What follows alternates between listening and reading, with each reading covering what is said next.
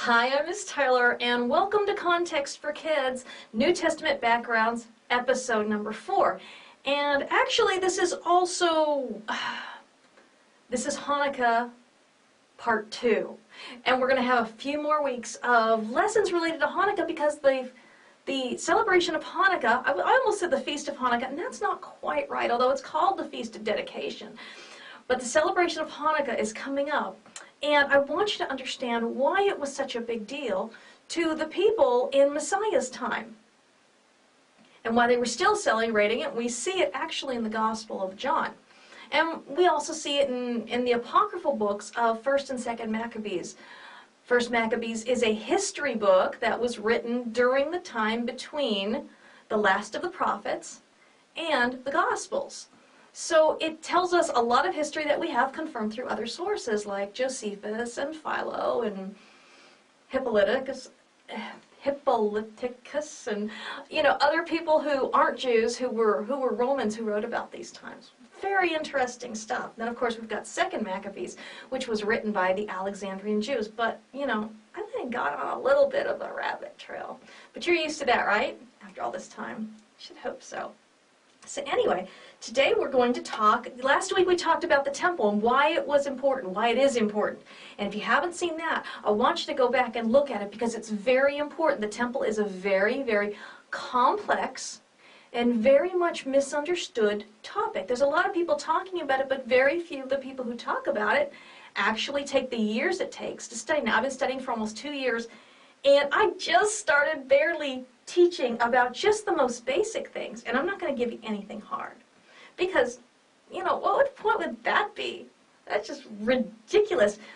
We start with the foundation. Just like you don't start adding, you don't start doing calculus before you can add and subtract and multiply and divide, and do your fractions and do your algebra, do you? No, that would be ridiculous. You'd take a look at calculus and say, that ain't even math.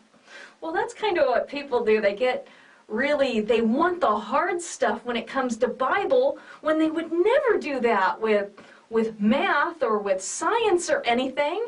No, you want to start with the basic building blocks.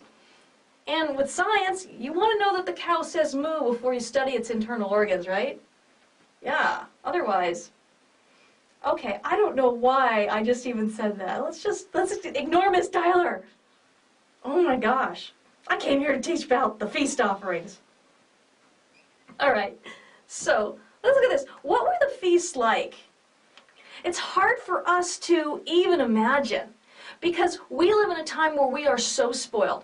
We have televisions and video games and, goodness sakes, even if there's a family who doesn't do television or computers, and if you're watching me, I know you are. We still have books. People in the Bible times, they didn't have books in their home. They wouldn't. And if they did, they wouldn't hand them to the kids. They'd have scrolls that they might have in institutions of higher learning, but they would be for the top scholars. They wouldn't just have everybody handling written material because, well, first you had to kill a critter, and you had to skin it, and you had to make vellum out of the critter, and then you had to write everything out by hand. What happens if you make a mistake? You can't, well, you probably scrape it away. But I mean, it was a really difficult process to produce a book, so they were very expensive. Very expensive. Anyway, so take that into consideration when you're thinking about what a big deal the feasts were. The feast would be the equivalent of going to Disney World or to some, favorite amusement park where you'd go on the rides and you'd be looking forward to it all year, and you'd be excited and you'd be talking about it and you'd be preparing, and just it was the highlight of the year, and you would go there and it was like a huge family reunion for absolutely every Israelite. Everybody would be there. Everyone you had ever known, everyone who you were related to. No avoiding them. Well, there was a little avoiding them because there were so many people. I believe that Josephus wrote that in a Passover celebration during his life, and he was born in 37 AD, that there were 3 million Jews in Jerusalem to celebrate the feast. Whoa. I mean, that's like actually Disneyland on its most crowded day on steroids. I don't know how many people they can actually, I don't want to, that would be too crowded for me. Anyway, so it'd be a family reunion. It would be like, you know, things went on there that they wrote about in the Jewish writings that were like celebrations just beyond belief. People were so happy to be there. They would rejoice in ways that just were so inspiring. And when you look at the phrase, there's a phrase in the book of Acts, and I think I mentioned it last week, that the apostles were all together in one place, in the house, praying in one accord. Well, that's what the feasts were. It was the entire nation doing all the same things together at the same time, looking at the same things, praying the same prayers, being blessed with the same blessings, hearing the Levites sing the same songs. Everybody is doing the same things, and they've been doing them since they were knee-high to a grapevine. And this has been the highlight of their life. So, and I mean, there were different things that were done on Passover and Shavuot and the week after, and during the Feast of Sukkot. They had different ceremonies that they went through, and they were thrilling to be a part of. They were incredibly beautiful. And we saw last week that David received these ceremonies that went on specifically in the temple by the hand of the Spirit. We see that in 1 Chronicles 28. I think it's in verses, it's 11 or 12, and I think verse 19. You would have to check. I'm trying to remember. I can't remember everything. You know how much I teach you guys every week? My brain's stuffed. Anyway. All right. So they would have 3 services a day, 3 main services a day. They would have the morning service called the Shacharit. They would have the evening services called the Ma'ariv. And then they would have a Musaf. Musaf means additional. Isn't that a crazy word? Musaf. I think that's hilarious. It's the additional special feast service.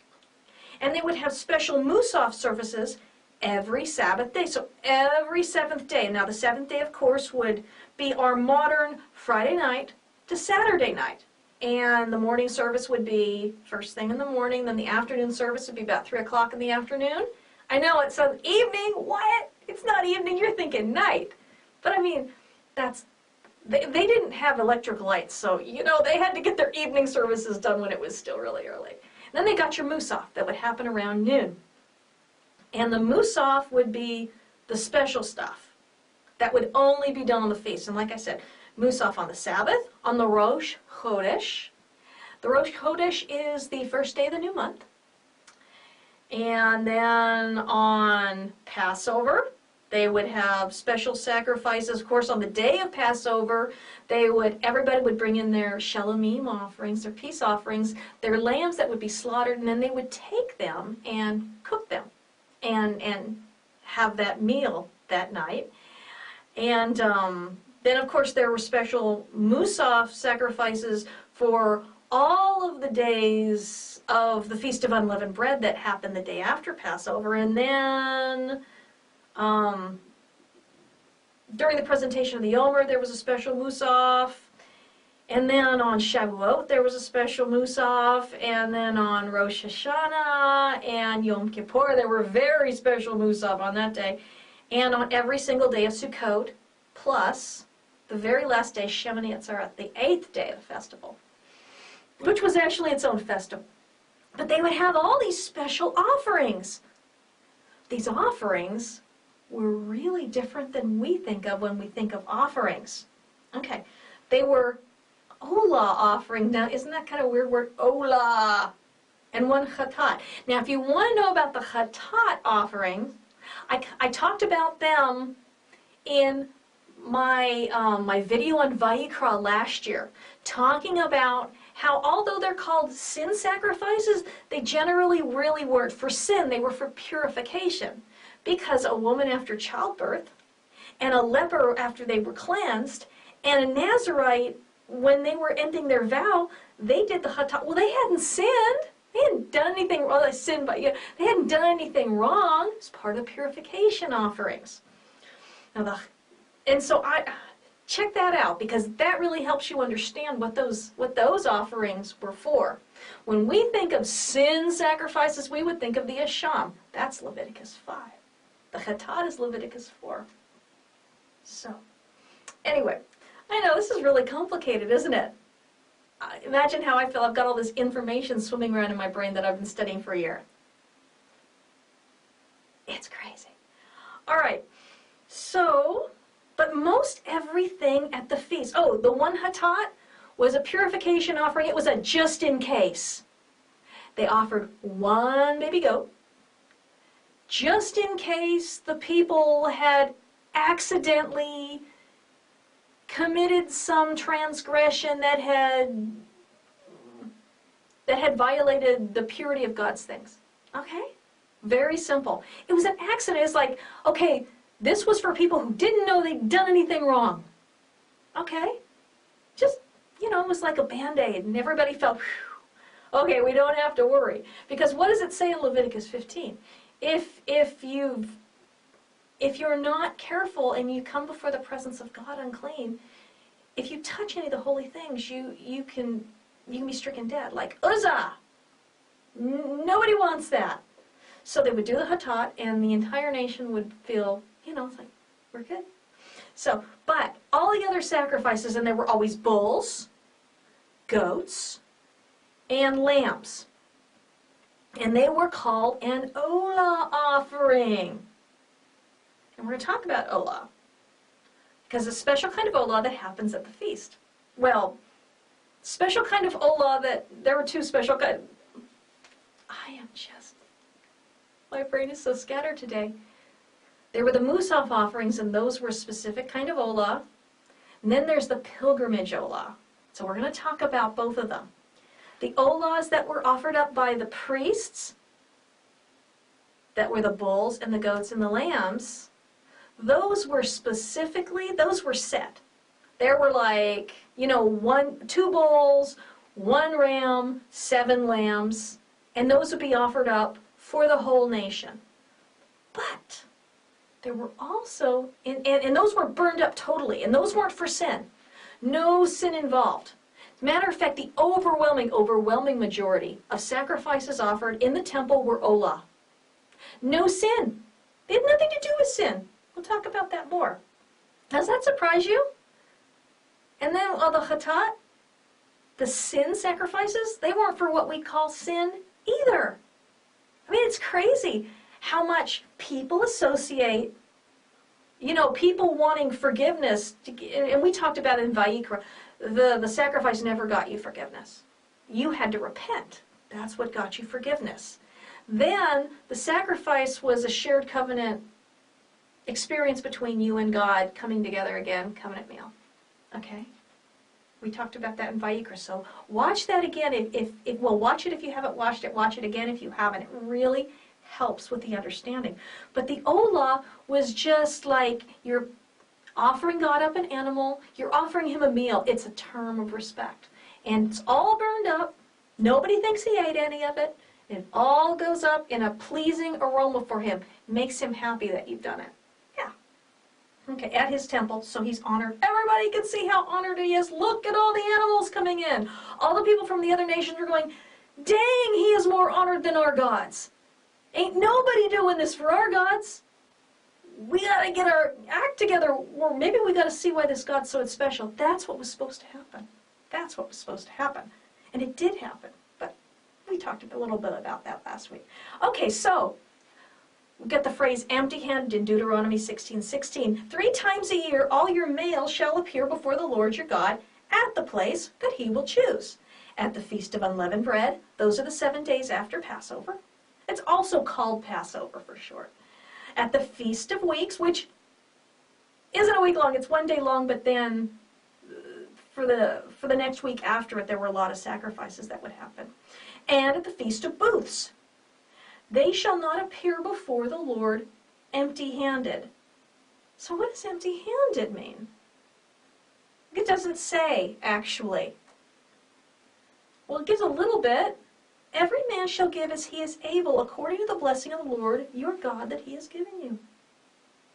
Well, that's weird. It just really doesn't say. And it doesn't say anywhere. Well, actually it does, in the book of Acts. But we can also find it in the Jewish writings where it really describes more what's going on.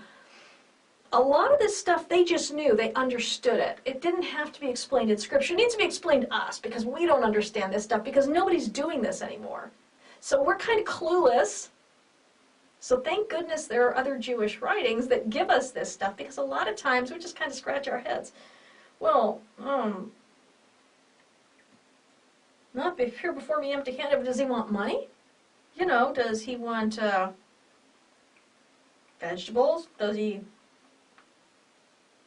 I don't know. I don't know what to bring him. But we're going to find out. Okay. Every man should give according as he is able, according to the blessing of the Lord your God that he has given you. Well, we know from Jewish writings, this meant two things. And of course, one of the Jewish writings that we know this from is the book of Acts. So, Leviticus chapter 1 tells us about what not coming empty-handed meant, but it doesn't say it outright. But it has a specific offering that's based on the wealth of the person who is giving it. Rich man gives a bull. Middle class gives a sheep or a ram. Or a sheep or a goat, sorry. Always male, by the way. And, but the poor can give birds, okay? So there was no shame in being poor. But why would they do that? Why? Because this is a required offering. No one is to come before me empty-handed. Everyone's required to bring something. Well, we know from first century writings that birds were very cheap. You could just, you could buy them for like what we would consider to be like a penny or a few pennies. But, well, inflation being what it is, probably not anymore. It probably costs quite a bit more. But, in our money, a few dollars. Okay?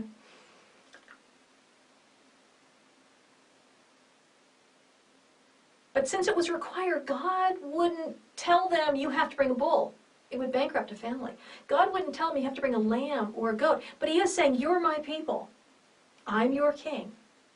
You are not... It's really a way of giving dignity. It doesn't say, if you're poor, you're not really a member, you don't get to approach me. No, everyone approaches God. And the nation had a very special way of making sure that everyone could afford to bring something before God. So let's look at Acts 24:17. Now, Paul came back to Jerusalem, and he said, now after several years I came to bring alms to my nation and to present offerings. Well, there's only one kind of offering that would be presented because he was coming for the feast. That's why he came. And he wanted to present offerings. He wanted to present an olah at the temple. And he wanted to bring alms. So, empty-handed. If you come empty-handed, one, you're not bringing anything for the poor, and you're not bringing an offering for God. That's what empty-handed means. It means you come without bringing anything for anyone. You were expected at the feasts to always, and we know this from other Jewish writings too, to always bring an olah, even if it was just, they would bring turtle doves or young pigeons. And they would just bring them, and it wasn't an elaborate gift, but it was something from them to God. It gave them a piece of the, it made them part of the temple too. They weren't shut out just because they couldn't. And other religions, the rich offered, the priests offered, the normal everyday people, they could never afford to approach their God. They weren't really part of it. They were the poor. They were not important. God doesn't feel that way about the poor.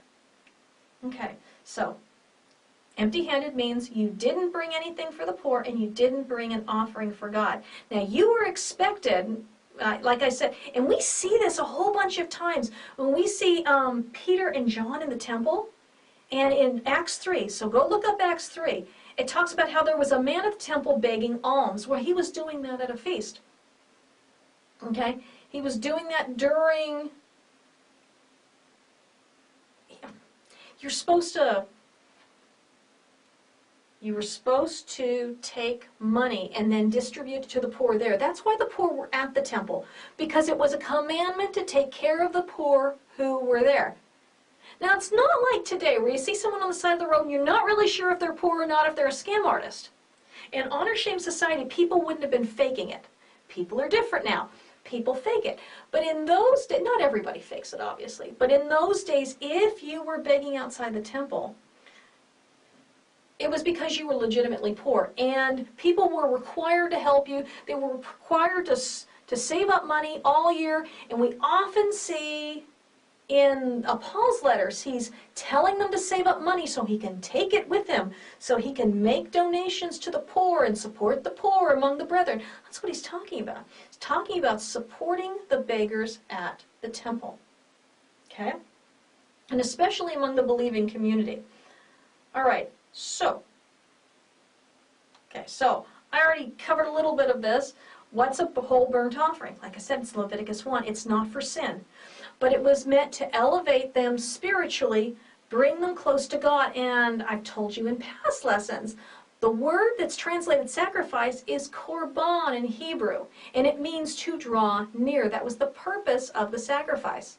Sacrifice couldn't get you forgiven for a sin that you weren't repentant for. It didn't work like that. God wasn't impressed. I think it's in, was it in Malachi? He says, I don't want that. Actually, he says it in a lot of places, you guys aren't sorry and you're bringing me sacrifices. Are you serious? All right. And it was meant to pay tribute to the meal. It was a covenant meal that you weren't sharing. You shared a covenant meal with the king on other feasts like Passover. But you were paying tribute to the king by offering him food for his table. And of course, every sacrifice had accompanied with it, it had a meal offering and a wine offering, unless it was the birds. Because if you were that poor, you couldn't afford the wine and the fine flour for the meal offering. So it was a real meal. Meat and wine and bread. It was what you would set before a king in the ancient Near East, because in general, people in the ancient world, especially in Yeshua's, Jesus' time, they only ate meat once a year, and that was on Passover. That was it. That was it. That was the only time. And you were actually supposed to, if you were wealthy, find poor people who didn't have access to a good feast and invite them. It was considered, great blessing, great blessing. All right, so the feasts are important, and this is going to, I want you to understand what the big deal about the Maccabean revolt was. Because some of it's going to be obvious, but if you don't understand how important and how exceptional the temple experience was, and will be in the future, because, Isaiah says that we will celebrate the Feast of Tabernacles in the future when Yeshua's reigning from Jerusalem. I can't wait. That's going to be a great feast. Oh my gosh. So, the feasts are important because they were 100% about God. 100%, absolutely, totally about God. They were done His way, the same way, every single year. They didn't make changes. Oh my gosh. One time, Josephus records this, one time a Sadducean high priest, he screwed up the water pouring ceremony. He poured the water on his foot and he got stoned with etrogs. Those are those big old honkin' lemon things that they have during Sukkot. They were very serious. You didn't change what they did at the feast, not ever. People in the ancient world, they wanted to do things the way they'd always been done. They didn't want any changes. They reacted violently to any changes in what God had already laid down, as far as temple procedures goes. Okay, so the feasts are only done His way. They're only done in His time. You can't show up whenever you want to. You have to show up on the same day as everybody else. They honor only God. They reflect His character. I mean, when you come and when God says, don't come before me empty-handed, and He means give money to the poor, that is a big reflection of His character. That's, oh, I want to cry even thinking about it. That's one of the things I love about His character so much. He has a feast to honor Himself, and He reflects that by, you're not putting money in His coffers, you're giving money to the poor. Although you could also bring contributions to the temple treasury as well to honor Him in addition. So they happened at His temple or in homes in the diaspora, which means, well, where we are. Anyone who is not in the land is in the diaspora. It means the exile. We're scattered among the nations, all of the people who love God. We're just every single tribe, tongue, and, nation, all that jazz. So they only happened at His temple. They weren't allowed to build temples all over the world, but they did have one. We're not going to talk about the one in Alexandria. Maybe some other time. That's interesting, but it's weird. All right. All the feasts point to His Messiah. But they also point back to events that happened in the past, events that will happen in the future, events that have already happened. There's a purpose to them. And only God's people celebrate them. I mean, that's the really cool thing about the feasts that we find in the Bible. We don't see anyone who doesn't love God celebrating the Passover, or Sukkot, or Shavuot, or Rosh Hashanah / Yom Teruah. Remember, we talked about, I did little videos on all these if you want to go back. Or Yom Kippur. You especially don't see anyone who doesn't love God celebrating Yom Kippur. It just doesn't happen because these are shared national experiences. These are the things that we were commanded to do in Leviticus 23 forever. Because without them, we will be unaware of the times and the seasons. We wouldn't know that, we wouldn't be able to tell people today why Yeshua or Jesus is the Messiah of Israel and that He will return. All this stuff, and we find all the proof that Yeshua or Jesus is the Messiah in the Jewish writings. A lot of the Jewish writings before He was even born, and a lot of the Jewish writings after. Just because not everyone can see it doesn't mean anything. Remember, God loves His people. I have been reading The Hiding Place by Corrie ten Boom. And it's the story of a Dutch family who hid Jews during Nazi-occupied Holland in World War II. And